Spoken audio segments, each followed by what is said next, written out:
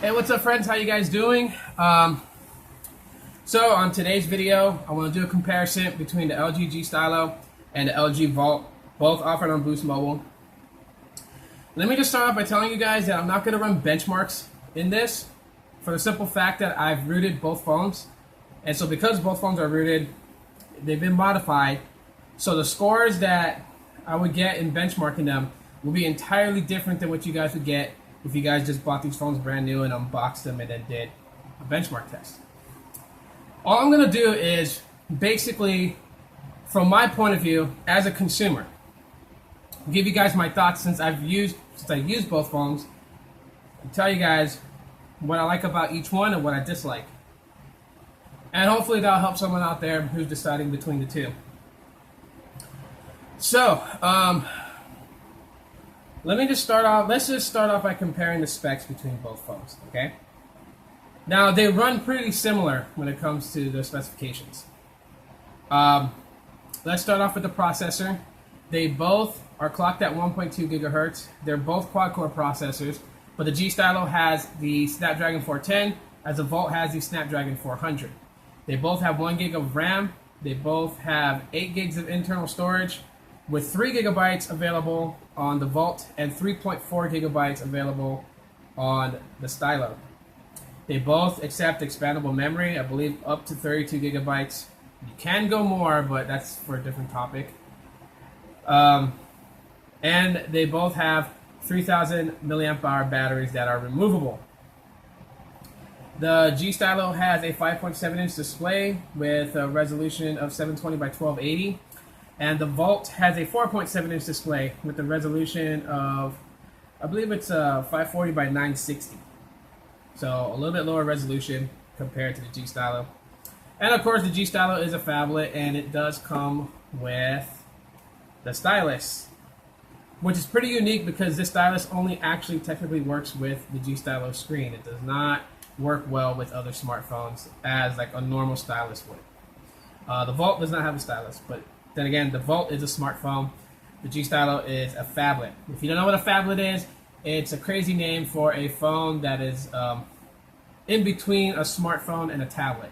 They call it a phablet. The Vault has NFC. So if you're looking for using Android Pay, then the Vault is going to be one that can do it. It does have an NFC chip. Let me pop the back off and I'll show you. Okay. So there's the little prongs. The chip is right inside here, and then you can see it has on the side right here. It has the NFC connections.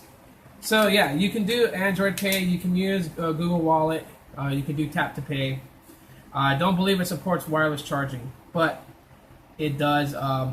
Near field communication, it can do, as the G Stylo on Boost Mobile doesn't. I know the T-Mobile one does, but this is not the T-Mobile phone, so let's get that out of the way really quick. This is the Boost Mobile version. No NFC in the back. Okay? They both have 8 megapixel cameras on the back. Both have flash, but the G Stylo has laser autofocus is what this sensor is right here. So it's LG's focusing technology that they have on the G4 is also available on the G Stylo. When it comes to taking pictures, it's supposed to be able to focus a lot faster using a laser targeting point to enhance, well, not enhance, but just to speed up the focus for the camera so it can take faster photos and clarity. So that's what that's for. While you get the volume up and down buttons on the back of the G Stylo with the power button right there, that was not put on the Vault. Even though the G2 had it, the Vault was not given it. It still has the standard power button on the right side, volume rocker on the left side. Okay. Front-facing camera. If I didn't mention this, 5 megapixel front-facing camera with the G Stylo, 1.3 megapixel front-facing camera with the Vault. The Vault's selfie photos are not all that great. They're very grainy, not as clear. So if you're someone that likes to take selfies, groupies with your friends, the Vault's camera in outside lighting is going to do great, but in indoor lighting, it's not that great. The G Stylo has a better indoor picture quality than the Volt does indoor. Speaker. On the back of the G Stylo, where most smartphones usually keep it at, most people don't like it, but I find if you cup the phone while you're holding it, watching a video, it amplifies the sound, so not a whole big deal. But the Volt has a pretty nice place. Their speaker is on the bottom. And there's only one speaker. Let me just clear this up really quick. A lot of people keep thinking there's two speakers because there's two cutouts. That's not true. There's only one. The other cutout is just so it doesn't look retarded with just one speaker cutout. They put another one as a dummy just to make it look like there's two. It's all for the aesthetics. Nothing to do with having dual speakers, so people stop. Just stop with it. The Volt has that very nifty home button right here. And what's neat is that it has the notification light ring around the Volt does blink different colors, and you can choose the notification colors for certain things, but it's not like you can pick notification colors for contacts. You can't set your dad to be blue and your mom to be green and your best friend to be red. No. But you can display, like, you know, Facebook notifications. You can set the light to be blue. So when your phone's sitting on the desk and a notification comes through that you didn't hear, it starts to blink. You see it as blinking blue, you know it's a Facebook notification. It's up to you if you want to check it out or not. Not to say that with the G Stylo, but one thing that the G Stylo has that's really nice is when you slide down the screen when it's you know, turned off, you can get a quick peek at the time and the date. So that's actually pretty neat. You can't do that with the Volt. Both do have the, you know, the double tap to wake option. Kind of hard to do it with wake up. Sometimes it works, sometimes it doesn't. You get the double tap feature. The UI is pretty different, but I don't got really much to complain with. I mean, the UI on the G Stylo seems a little bit more closer to Android and a little bit more stock vanilla Android than what I would say something heavy. The Optimus UI on the LG Volt is very similar to TouchWiz, kind of in a way. Now, it doesn't act like TouchWiz. It's not as wonky as TouchWiz is, but it does kind of remind you of TouchWiz. I mean, look at the App Store thing. Yeah, it's so much like, kind of like TouchWiz. I think we all know when LG started coming up with better devices, we all know who they were pretty much going after, and that was Samsung. But the weather widgets are pretty nice on them. No big deal. So, you know, I could go into a million one things about the differences between, like, you know, the UI and the software and stuff like that, but Kit Kat, Lollipop, you know, so you pretty much get the idea why I don't want to do so much comparison. That's because it's, you know, Kit Kat, Lollipop is not the same version of the operating system. While they both run Android, they both run different generations of Android, the Volt having the older generation. So I really don't want to compare too much into that. Okay, so let me just go on to talk about the battery between these two, because that's going to be the hugest difference between these two. Okay, they both have 3,000 milliamp hour batteries. However, the LG Volt has better battery time. The reason for that is because, one, it's running a 4.7-inch display. Well, not running, but it has a 4.7-inch display that's running resolutions of 540 by 960. So that's very lower resolutions compared to a 5.7-inch display that's running resolutions of 720 by 1280. So 720 by 1280 is considered HD. It's lower resolution HD, but it is HD nonetheless. And when you're pushing a screen resolution like that, it's going to eat some of your battery just to, you know, just to brighten up those pixels, push those colors to as true as it can get it.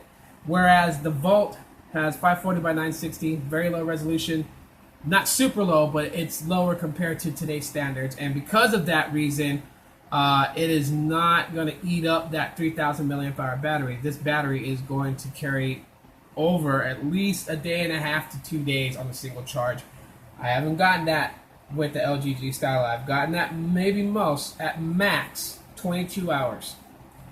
22 hours of battery life on a single charge with the G Stylo. And that's with heavy modifications, okay? My phone's rooted, so that's with me using Greenify to have apps hibernate.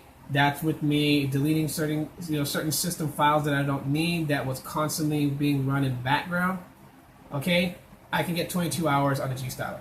Stock wise, I got 14 to 15 hours on the G Stylo. Okay, so 14 to 15 hours to technically 36 hours. Yeah, that's going to be a huge difference between these two. But it's not enough to say that the G Stylo is a bad phone. Okay, most people use their phone during the day, come home from work and stick it on the charger and charge it. So really, unless you're going to be flying around the country as a flight attendant or whatever, you really don't need a battery life that's going to last you a day and a half to 2 days, considering if you're going to always keep it charging. So that's just for me to say, but I mean, some people might actually want that. Another thing is that this phone has NFC. The Volt has NFC to do tap to pay, which everyone is interested in since, you know, Google I/O and WWDC, where both companies are talking about wireless paying and tap to pay and all that good stuff. People are now jumping on the bandwagon of Android Pay, where they've clearly had this option with Google Wallet. Anyways, I'm not trying to rant about that, but yeah, this has NFC. You can share pictures with someone else that has NFC just by tapping your phones together and tapping the screen to send photo. You can also tap to pay if you want to pay for items instead of whipping out your debit, credit card, or whatever. The G Stylo doesn't have that, and I wish it did. This is a very beautiful phone. It's a fraternal older twin, I guess you could say. The GSM version has NFC, and so that just still boggles my mind why they didn't include that on this phone. But both phones are nearly priced the same. Well, I think about like $100 difference. So I'm thinking with NFC, it would be like another $50 added on. I wouldn't mind paying $250 for this phone if it had NFC. But I mean NFC. So for those that want tap to pay, this is definitely the phone to really go for. If you don't need that kind of stuff, the G Stylo's pretty much there. Both phones are really great pickups. I really am not going to tell you to pick one over the other or one wins over the other one because they're great phones. I enjoy using both phones. I switch between the two. Just depends on what I feel like. If I want, to rock a phablet during the day, I'll put this on. If I don't want to rock a phablet no more, I'll get on boostmobile.com and switch back to my LG Vault and use a smartphone that's compact and fit in my pocket. And sometimes I feel like I lose it now because I'm used to carrying a big phone. But anyways, guys, that's just my comparison for today's video. So if you guys enjoyed it, give me a thumbs up. If you guys have any questions, leave it in the comment section of this video. Follow me on all my social media if you guys want to. The links are in the description. Share this on your social networks. And if you have not subscribed, click that subscribe button. My name is Tito, and I'm signing out. Thank you for watching.